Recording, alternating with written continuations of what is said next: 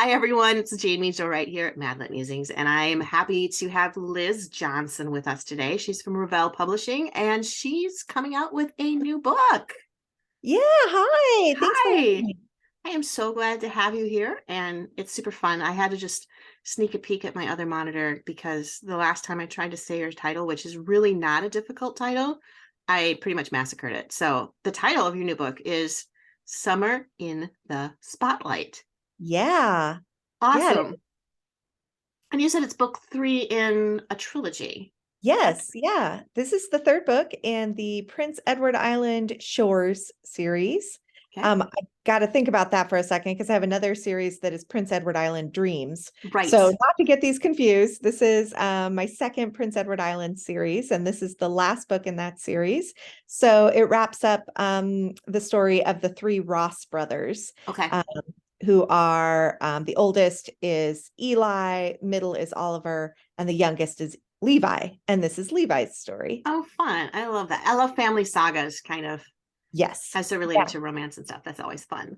Yeah. It's super fun. And when I started writing it, I didn't really think about like what sort of tied all their stories together. But Okay. then as I was writing the first book, I realized that their dad's leaving when like Mm, 10 years before the series starts, that really impacted the first brother. And then I realized actually all of the brothers made decisions based on like how they were going to sure. respond to their dad's um, abandonment. Yeah. And what did that mean for them? And so it's been really fun to like in every book sort of get to explore how various people or how each of these characters have responded to that sort Yeah. of trauma in their lives. Yeah. Well, Yeah. yeah, that's no small trauma. Um, Right. I know some people try and gloss over it because, oh, so many people have grown up in quote single parent households these days. It's just a common thing. But that element of abandonment, whether Yes. it's through divorce or literal disappearance or even adoption, which was my experience, it's a big deal. It really is Yes. a big deal. Yeah. Yeah. And I think, we uh, in their case especially, for my characters, Hmm. like their dad left them and he when he left he stole from his employer. He Hmm. he really left in and leaving like red like just black marks against his reputation everywhere he went. Yeah. And so it was sort of like everybody sort of knew, okay, this is not a good man. Mm. And um so in some ways it was like, oh, is there relief that he's no longer here? Is there, so there's some tug of war too Yeah. with that, like sort of emotional, like how do we deal with that?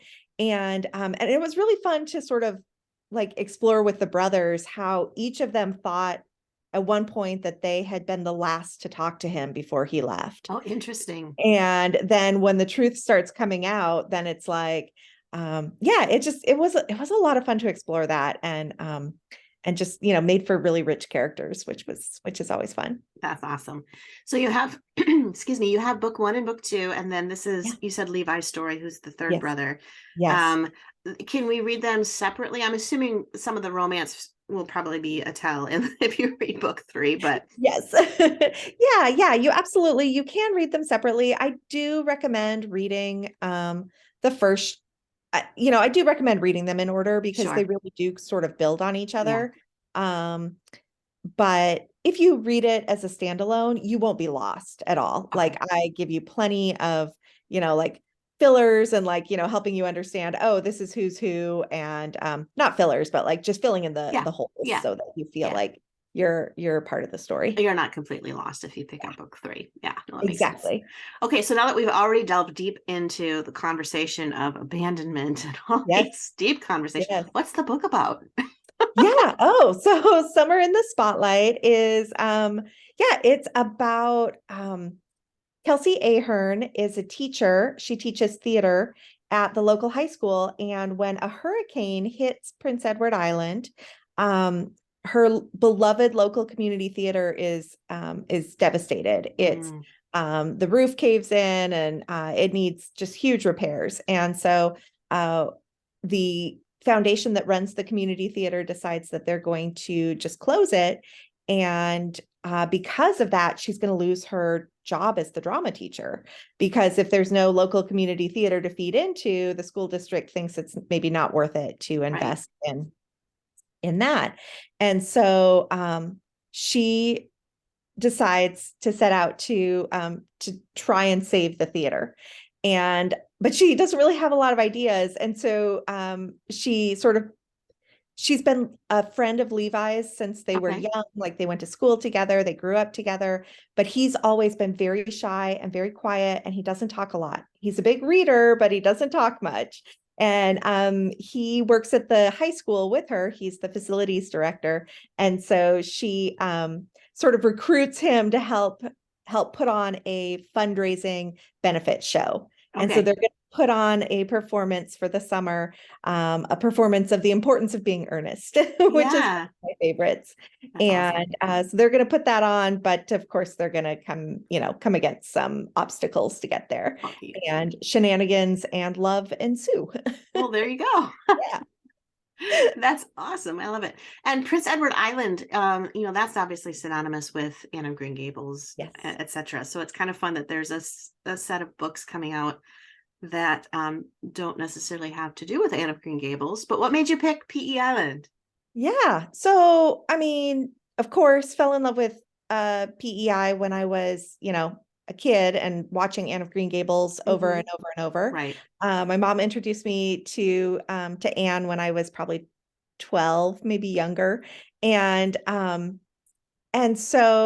and then she shared her book series with me, and I read those and loved them. And so I said, someday I'm going to write books, and I'm going to take my mom to PEI to celebrate Oh, when, fun. when I get a book contract. Yeah. And I took my mom in 2010 for the first time, and we had a blast. We had so much fun, but I never anticipated writing books there. But I Okay. just fell in love with the island. Like, I Okay. fell in love with the people. It's such a peaceful, gentle place. And Mm, I remember thinking, as I was working on my first series set there, that it's a place where like broken hearts can find healing. Like, mm, there's quiet and calm enough to like do the work of finding healing for okay. your broken parts. Sure. And I just thought, oh man, that's every love story I've ever read is like, is broken people finding healing and love. And Mm-hmm. that's what I wanted to write. And so yeah, it just felt like, oh, this is the ideal place to set this. And so yeah, I didn't anticipate setting a book there, but then when I did, I absolutely just, I loved writing about the people there. I loved writing the setting. And PEI is so diverse. I mean, it's very agricultural with Okay. lots of like dairy farms and lots of farming. Then there's like the lobster fishing community and Mm-hmm. mussel fishing. And so there's the water-based portion, there's the tourism, there's the uh, just, the shops and the artistry of the Mm-hmm. island. There's food, there's just so many Yeah. like facets that make this little tiny island really fun and unique. And so I've loved getting to sort of explore kind of some of each of those through the, I don't know, 7 books I've written there. Yeah. Yeah. So, Oh, that's so much fun. And then has P.E. Island, because in the book you have a hurricane. Has P.E. mhm. Island ever had a hurricane in their history? Yes. Okay. Yeah, they sure have. So my first visit there, we my mom and I had 5 days, and the last day we had sort of saved to go shopping in Charlottetown, and we were gonna, look around. And then we woke up that morning and found out that there was a hurricane on the way, and we were like, oh no.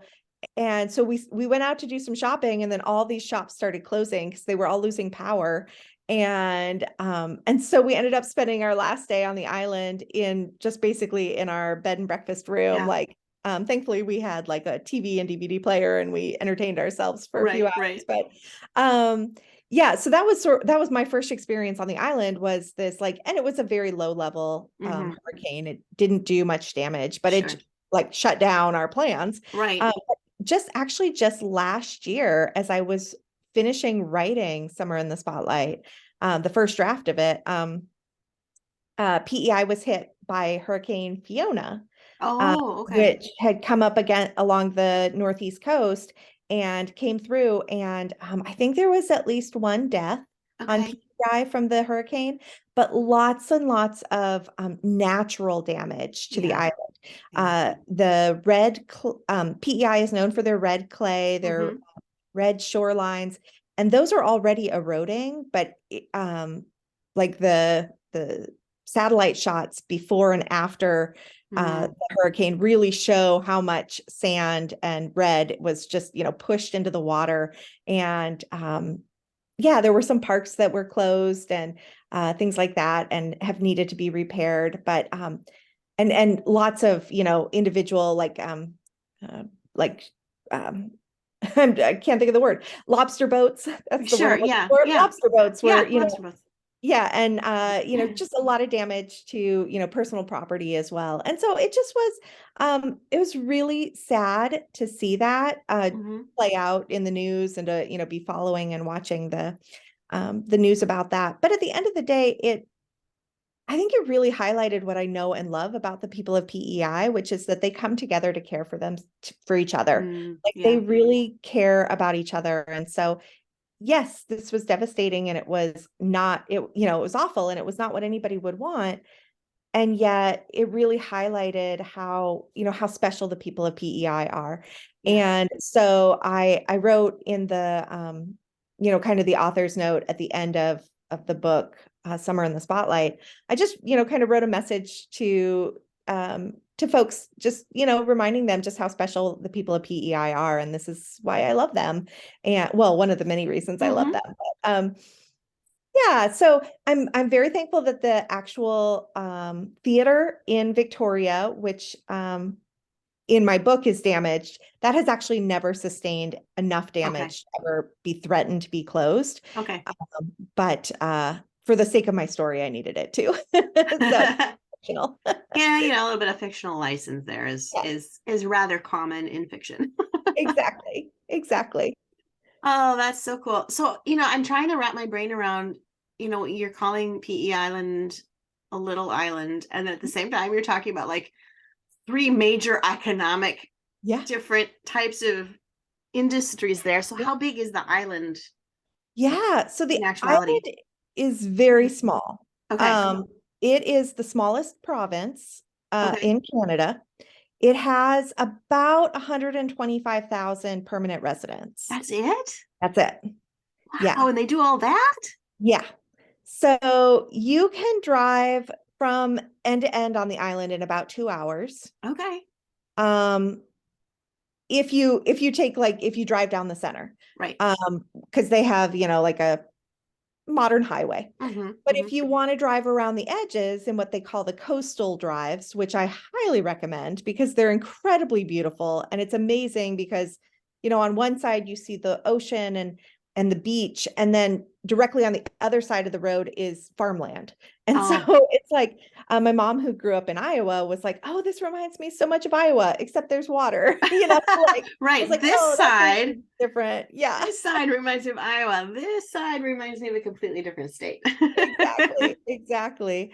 So, yeah, so the coastal drives, if you're going to drive around, it takes a lot longer because they're very windy roads Sure. and speed limits are really slow. And of course, because you want to stop and get out, like with every little town, because there's just amazing, there's little shops and there's bakeries and there's things to explore. There's lighthouses you want to get out and tour and all of those things. Yeah. So Yeah.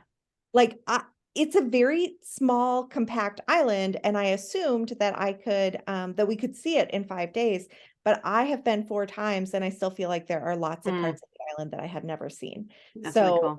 or not really spent any time in. And so yeah, so it's just a Yeah. really cool island. That's Yeah. awesome.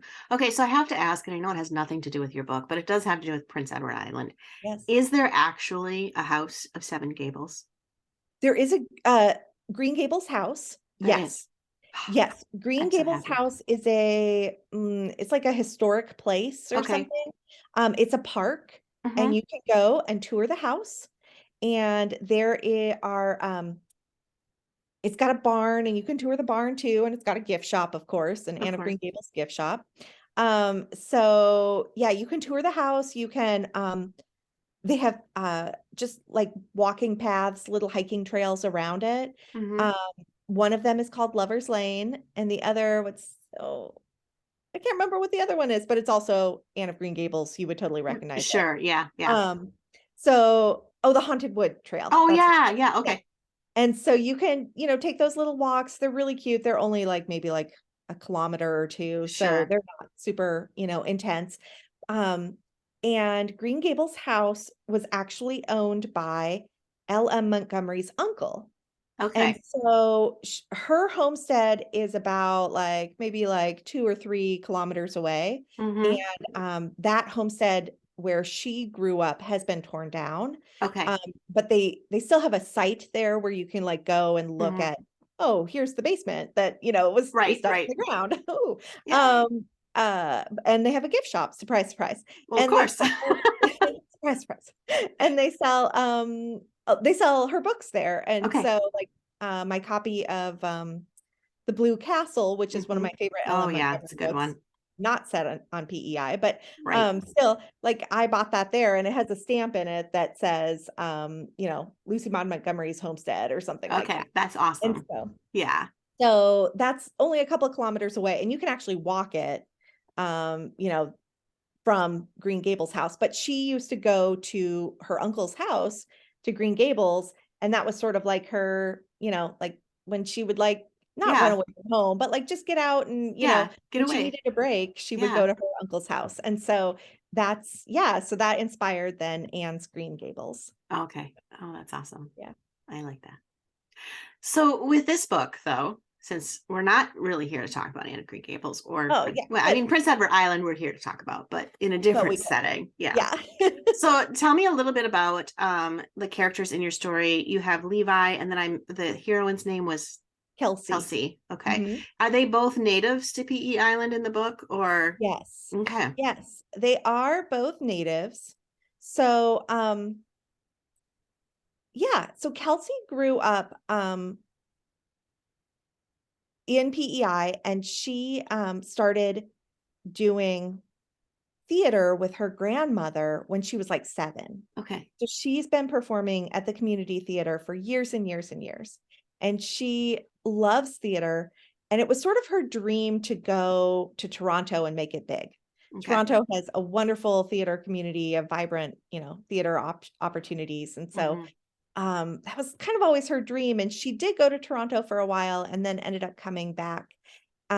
Her grandmother had sort of taken her in um, because her parents, kind of similar to Levi's, had just decided she wasn't worth sticking around for. They Mm-hmm. would rather travel, they would rather, and so they left her with her grandmother, and her grandmother, in an effort to try and maybe distract her a little bit, Mm-hmm. got her into theater. And Okay. it gave her something to love and something to focus on, other than those, that betrayal, that, Right. heartache of Right. her parents not being around. And so, but Kelsey has come back to the island because her grandmother has passed away. And so now she's back on the island, and hoping to sort of share that love of theater that her grandmother instilled in her with a new generation, with these students. Mm-hmm. And but at the same time, she's dealing with her own regrets and things that, mistakes that she's made, and things that she wished she could change. And at the end of the day, she sort of feels like she owes her grandmother so much that that she wants to sort of save the theater in honor of her grandmother, Mm. like, because this is the legacy that her grandmother left behind. So Right. Right. yeah, so that's kind of her story. She's very chatty and talkative, which works out really, really well because Levi is not. Is not right. Yeah. Levi is he's just a quiet guy, and he is shy, but um he's really very introverted. And Okay. as we read, as you read the book, you find out there are reasons why he doesn't talk much. Mm-hmm. But at the end of the day, it was so fun to put them together, because she begins to draw out of him, more, but also she can read him in Yeah. a way that, a lot of people don't take the time to. Mm-hmm. And so when he's not saying much, just his facial expressions are sometimes enough to communicate. Yeah. And so, yeah, but I love that he's bookish. He always has a book with him. I feel like that's like super me. Like everywhere I go, like there is going to be a book just in case. Yeah. Like, Gotta be prepared. exactly, exactly. But that he's super well read in like a variety of topics. Okay. And so one of my favorite things is early in the story, when the hurricane comes in, the school is also damaged, and Kelsey and Levi are the only two at the school Okay. at the high school when the Hmm. hurricane comes through. And Kelsey's injured and he rescues her, and she's got kind of a, an injury on her back, and he's trying to decide like how to deal with it. And he remembers that he had read a series of books about an MD detective. And Okay. so he's like, well, whoever wrote this must have done some research. So probably like maybe whatever he did, Oh, I sure. could do too, Oh, kind of funny. thing. And so, yeah, so he's just he's very bookish. He's just but he's smart and he's kind, and he just is very intuitive as well. So Hmm. That's I really love cool. them. I love them both. They're great characters. Well, it sounds like this is going to be a good story to wrap up a trilogy, and Yeah. plenty of romance to go around for all the romance readers out there. Yes. Yes. Lots of romance, plenty of yeah, like wrapping up the storylines for the other brothers Yeah. as well. And yeah, yeah, just sort of seeing their family kind of come full circle Right. Right. from where they started. That's Hmm. awesome. Sounds good. Yeah. Well, if readers want to pick up your book, they can do so on pre-order right now, while we're recording this anyway. And then it does release August 8th, I want to Yes. say, if I'm Yeah, correct. August All 8th. right. So they can pick that up anywhere, online, etc. How do they find out more about you, though? Yeah, well, I'm online. My website is Okay. lizjohnsonbooks.com, and my social media at Liz Johnson Books. There we go. So That's I try simple. not to be hard. Well, Liz, this was super fun to have you on today and talk about PE Island and romance and Yes. hurricanes and abandonment. I think we covered a lot of stuff. I think that's all the topics. I Yeah. think so. I think we did a great job. Oh, this is great. Well, hopefully we can have you back in the future with another novel Yes. and chat some more. Yeah, I would love it. Thank you so much, Jamie.